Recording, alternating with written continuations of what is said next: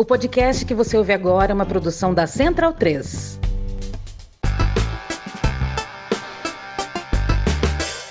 Começa agora o Lado B Notícias.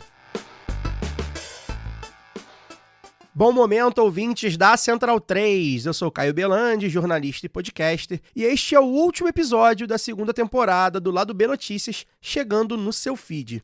Nos últimos 11 episódios, contamos aqui 11 histórias de pessoas que abriram seu próprio negócio e foram além da mera busca por dinheiro ou crescimento pessoal. Mostramos ao longo destas semanas que empreender também pode contribuir para o progresso de um grupo social, ajudando a promover valores comunitários e diminuindo os impactos da desigualdade. E hoje, neste 12º episódio, não será diferente. Dessa vez falaremos dos catadores de materiais recicláveis. Uma profissão pouco reconhecida pela sociedade e pelo poder público e que exerce uma função primordial em defesa da economia, do desenvolvimento e do meio ambiente.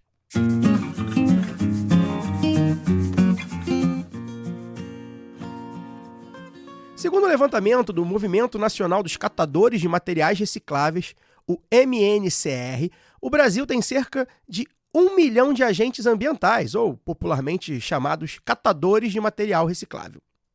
São responsáveis pela retirada de milhares de toneladas de resíduos de residências, comércios, vias públicas, margens de rios e praias, em um trabalho tão árduo e importante quanto invisibilizado. Além de coletar, esses profissionais precisam separar e dar o destino correto a materiais como papel, plástico, ferro, cobre, alumínio, vidros, madeira, eletrônicos, entre outros. Se considerarmos apenas o nível estratosférico de consumo que a nossa sociedade atingiu, a relevância dessa função já seria por si só notável. Mas fica ainda mais patente quando somamos a isso a catástrofe ambiental que enfrentamos. Afinal, caro ouvinte, não existe jogar fora. Não existe fora, assim como não existe lixo. São conceitos criados a partir da forma de consumo que desenvolvemos ao longo dos tempos. E o planeta Terra já vem demonstrando seus limites com a nossa produção desse tal lixo.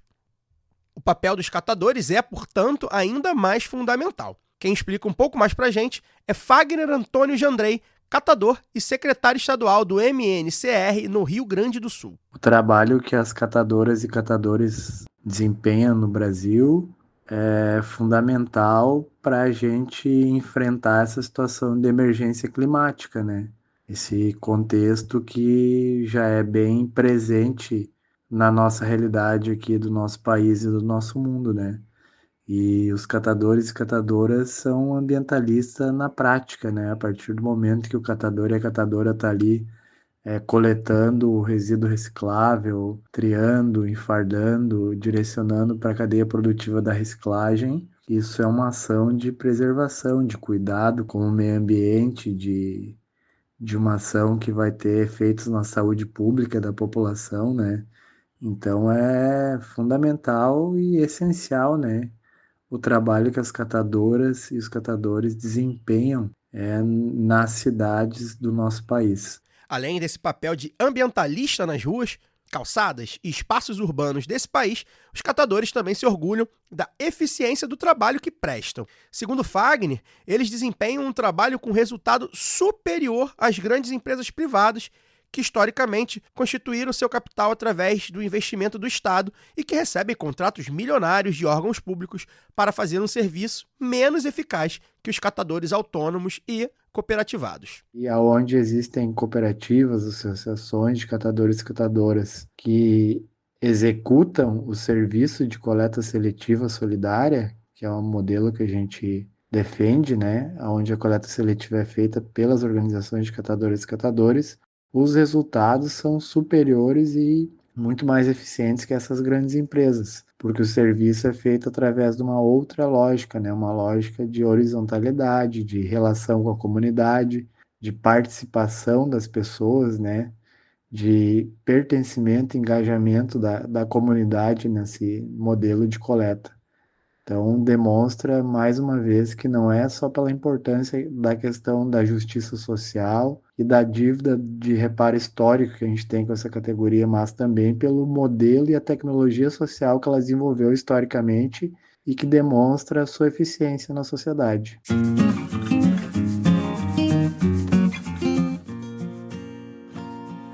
É nesse contexto que o Sebrae iniciou o projeto Procatadores, que tem como objetivo fazer a inclusão socioprodutiva de catadores e catadoras de materiais recicláveis, impulsionando o acesso a políticas públicas, a capacitação e ao aperfeiçoamento profissional.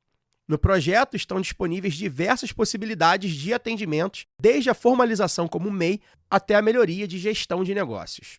Espalhado em 17 estados do Brasil, em todas as regiões, o Procatadores tem como meta atender e beneficiar 3.000 catadores e catadoras e mais de 300 cooperativas nos próximos anos. Joana Bona é analista técnica do Sebrae e gestora nacional do projeto e explica pra gente. O projeto começou a partir de um convite do governo federal, mais especificamente da Presidência da República, para que o Sebrae contribuísse, dentro da sua especialidade, para um projeto nacional, né, que beneficiasse a categoria de catadores e catadoras de materiais recicláveis. O projeto hoje, ele beneficia catadores por meio de ações em 3 eixos. Então, no primeiro eixo, o projeto busca atender catadores autônomos, esses que não estão organizados, sempre o Sebrae prestando consultoria. Para os catadores autônomos, nós orientamos quanto aos benefícios da formalização como MEI, né, para que ele passe a ter aí, no mínimo, cobertura social, e também sensibilizamos para as possibilidades e os benefícios de se associar a uma cooperativa, né, de formar uma cooperativa nova, de como isso pode melhorar a renda dele. Para os grupos que já estão organizados em cooperativas, aí o Sebrae entra com um trabalho de consultoria, que pode chegar até a 350 horas de consultoria, dependendo aí da necessidade que é identificada para cada cooperativa, e esse trabalho é feito a partir de um diagnóstico, né, um diagnóstico da situação da cooperativa. As consultorias têm como objetivo fortalecer a organização e a gestão dessa cooperativa, tornando-a mais profissional, né, no negócio da catação e da reciclagem, tudo com o intuito de gerar mais receita para a cooperativa. A cooperativa, estando mais organizada, melhor estruturada, com a documentação em dia, ela inclusive passa a poder acessar os editais governamentais aí para captar recursos, né? O governo federal, junto com os bancos, parceiros, tem disponibilizado muito recurso via editais para as cooperativas, né? E o Sebrae ajuda, inclusive, na elaboração de propostas para acessar os recursos desses editais. O trabalho também com as cooperativas visa abrir mercados, né? E hoje o principal parceiro comercial, digamos assim, das cooperativas são as prefeituras. E aí eu entro já no terceiro eixo do projeto. Joana também conta que o projeto não atende somente os catadores, mas há também um braço que auxilia as prefeituras, que pela Política Nacional de Resíduos Sólidos são os entes responsáveis pelo lixo que nós produzimos. Então o Sebrae também entra com um pacote de consultorias para as prefeituras, para que elas possam atender aos requisitos aí da Política Nacional de Resíduos Sólidos, né, e envolver os catadores, seja pela contratação de cooperativas para fazer a coleta seletiva, seja pela destinação dos materiais que a prefeitura coleta por meio de empresas, por exemplo, licitadas de limpeza urbana, né? Então, mesmo que ela não contrate as cooperativas, o que seria o ideal, ela pode destinar o lixo da coleta seletiva para as cooperativas e, principalmente, a prefeitura pode e deve remunerar os catadores pela prestação do serviço ambiental, né? Porque o catador hoje, o catador e a cooperativa, hoje obtém sua renda da venda do material, né? O que é insuficiente e não cobre todo o trabalho que ele faz, porque, na verdade, ele presta um serviço ambiental, né? A reciclagem hoje só acontece porque existe o catador que faz a triagem e a separação do material. E esse é um trabalho que, frequentemente, ele não é remunerado. A remuneração pela venda do material é insuficiente, né, para manter a cooperativa e para proporcionar uma renda digna para os associados. Então, o Sebrae, trabalhando as duas pontas, cooperativas e prefeituras, visa aproximar esses entes de uma maneira que isso beneficie a todos.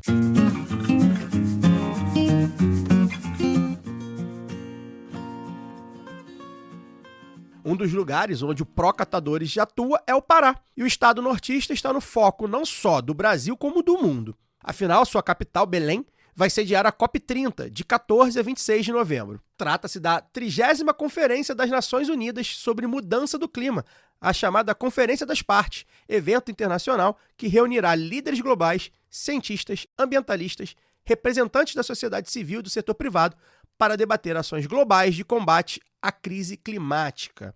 Belém carrega então consigo a responsabilidade de realizar o primeiro encontro na Amazônia e também o primeiro no Brasil. Neste cenário, o projeto pretende incluir os catadores no contexto da COP30, como explica Georgiane Titã, gestora do projeto Procatadores do Sebrae do Pará.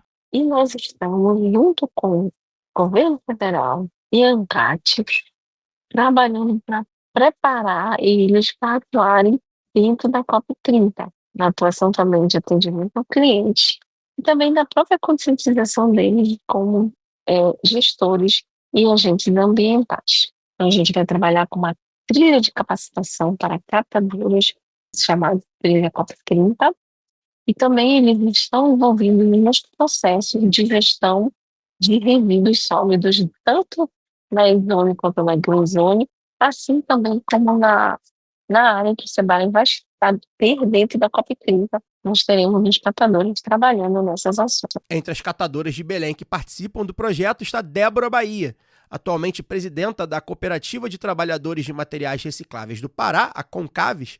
Débora é do bairro periférico da Terra Firme. Casada, com 2 filhos, ela entrou na cooperativa há 13 anos. Sem experiência e sem oportunidade de trabalho, foi na CONCAVES que conseguiu melhorar sua condição profissional. Graças a uma bolsa, se formou em tecnóloga de gestão ambiental, profissão que exerce dentro da cooperativa até hoje. Para ela, o Procatadores é um aliado na busca por direitos, já que ela é reconhecida como uma profissional da reciclagem e a cooperativa como uma empresa. Com a oportunidade que nós temos hoje de trabalhar junto ao Sebrae, eu acredito que a nossa cooperativa ela tem um grande potencial de desenvolvimento e com isso eu pretendo continuar na cooperativa, pois todos os cursos que nós estamos fazendo, as capacitações que estão sendo oferecidas, vêm agregar muito ao desenvolvimento tanto dos catadores quanto da cooperativa. Então, a intenção é cada vez mais avançar e tornar a cooperativa uma referência de trabalho, de renda e desenvolvimento sustentável para a nossa cidade.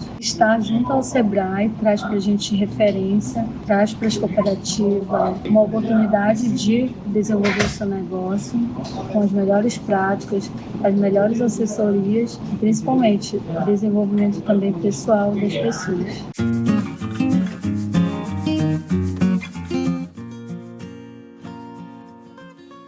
Fagner Antônio reconhece o esforço do projeto, mas acredita que ainda há espaço para novas políticas públicas para catadores e catadoras no Brasil. Ele aponta a situação de precarização, principalmente no Norte e Nordeste, e reivindica a criação do Programa Nacional de Investimento na Reciclagem Popular para alavancar a profissão, garantir direitos e melhorar as condições para os catadores. Afinal, só com ganhos de escala e aumento da complexidade das atividades feitas pelos catadores, o Brasil poderá garantir, ao mesmo tempo, renda adequada e condições de trabalho dignas para os trabalhadores do setor. A gente teve um hiato aí de não investimento, né, pela falta de investimento e por parte do governo federal nos últimos governos. Somente agora com esse novo governo que assumiu se voltou a ter investimentos na categoria, né? A gente acha muito importante e fundamental ter esses investimentos, mas ainda são muito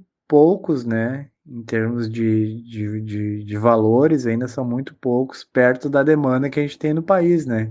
A gente tem uma estimativa que tem cerca de 1 milhão de catadores e catadoras do país e a grande maioria ainda está uma situação de precarização, de situação em lixões, situação de rua, né? Principalmente nas regiões norte e nordeste, né? A gente tem uma situação bem problemática e a gente precisa de um investimento de grande porte para que a gente possa dar condições dignas de trabalho para todos e todas as catadoras no nosso país, né? Então, é muito importante os investimentos que foram já anunciados e que estão sendo executados, mas ainda um dos principais problemas, uma das principais dificuldades é de acessar esses recursos pelo modelo que é implementado de investimento dessa política pública, né? Que é via editais, onde muitos, ou a grande maioria, dá para se dizer, não tem condições de elaboração de projetos, de cumprir com todas as obrigações, né, que existem nesses editais. Então, existe todo um trabalho aí a ser feito de facilitar o acesso aos recursos públicos, né? Sempre com transparência, né? E controle, mas que facilitem, né, a vida das catadoras e dos catadores para que, de fato, esses recursos cheguem para melhorar as condições de trabalho e vida da categoria, né? Então, esse trabalho é muito importante a gente trabalhar no sentido de aprimorar, por um lado, esse modelo de investimento e, por outro, aumentar os valores, né, o montante do valor investido, porque a demanda é gigantesca, né? Por isso que a gente defende a criação de um Programa Nacional de Investimento na Reciclagem Popular, que é um programa de Estado permanente de investimento, né, que crie linhas de investimentos permanentes e condições que toda categoria possa acessar esses recursos nas suas distintas situações e condições para melhorar, né, essa qualidade de vida, sua condição de trabalho, para ter o trabalho decente. Nós estamos nessa batalha para que se alterar esse modelo de investimento do Estado brasileiro, né? Que é justamente criar esse programa de investimento permanente, o Programa Nacional de Investimento na Reciclagem Popular, tendo como principal referência o PRONAF, né? Que foi um programa criado nos anos 90 para a agricultura familiar e que hoje já é consolidado como um grande programa de investimento na agricultura familiar e consegue ser acessado pela grande maioria dos agricultores, né, familiares do nosso país. Então, acho que esse é o grande desafio que a gente vive em termos de investimento, em termos de avançar, né, numa política pública de Estado que garanta um investimento que atenda à demanda histórica aí dos catadores e catadoras do nosso país.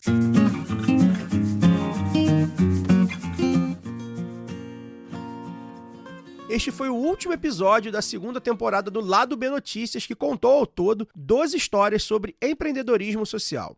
O Lado B, ciente de sua responsabilidade no debate público e fiel aos seus princípios e à sua audiência, se esforçou para fazer episódios que, de fato, falassem de pequenos e médios empreendedores que têm nos seus empreendimentos seu ganha-pão. Em tempos recentes de neoliberalização acelerada, o Brasil se acostumou a ver a palavra empreendedor ser utilizada como um eufemismo para trabalhador precarizado. De maneira crítica e honesta, contamos aqui histórias de pessoas que, de fato, têm seu próprio negócio, com plano de gestão, processos estabelecidos e que oferecem serviços previamente definidos. Nada a ver, portanto, com aqueles e aquelas que vendem sua força de trabalho dependendo de plataformas ou algoritmos. Ao longo dessas últimas semanas, os personagens aqui retratados começaram seu próprio negócio do zero, sem heranças significativas, sobrenome influentes ou apadrinhamento de investidores. Também entendemos que os pequenos negócios são alternativas muitas vezes únicas em um cenário de mercado de trabalho arrochado e de difícil acesso para diversos tipos de pessoas. Em todos os últimos episódios, fizemos ponderações críticas sobre esse contexto, mesmo que muitos dos empreendedores e empreendedoras aqui retratados tenham começado seus negócios por sonho próprio ou objetivo profissional. A gente espera que vocês tenham gostado. Escrevam pra gente aí o que achou, dê seu feedback, comente a análise que vocês têm sobre esse episódio, os outros 11 episódios. Deixa aí o seu recado na nossa rede, @LadoB do Rio.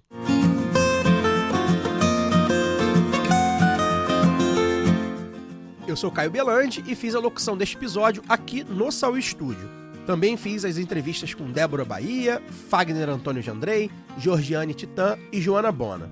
A supervisão de texto foi do Daniel Soares, a quem agradeço pelo companheirismo de sempre. Essa temporada toda do Lado B Notícias foi uma produção do Lado B do Rio e da Central 3, em parceria com o Sebrae. Agradecemos a todos e todas do Sebrae pela confiança depositada na gente. A edição e sonorização desse e dos outros 11 episódios foi do Fernando Cesarotti, nosso amigo, a quem a gente agradece a paciência e o profissionalismo. Também aproveito aqui para agradecer ao Fagner Torres Lima, a Jéssica Lene e a Fernanda Castro pela participação nessa iniciativa. Deixo ainda meu obrigado ao Rodrigo Moura, Giovana Bise e a toda a equipe do Saúl Estúdio, que mais que operadores de áudio também são amigos do Lado B. Por fim, agradecemos a Central 3, na pessoa do Leandro Yamin e da Domênica Mendes, por toda a ajuda nos processos ao longo aí desses últimos meses. O Lado B Notícias fica por aqui nesta segunda temporada, mas a gente espera voltar em breve com uma terceira temporada contando mais boas histórias para vocês. Forte Amplexo, obrigado e até a próxima.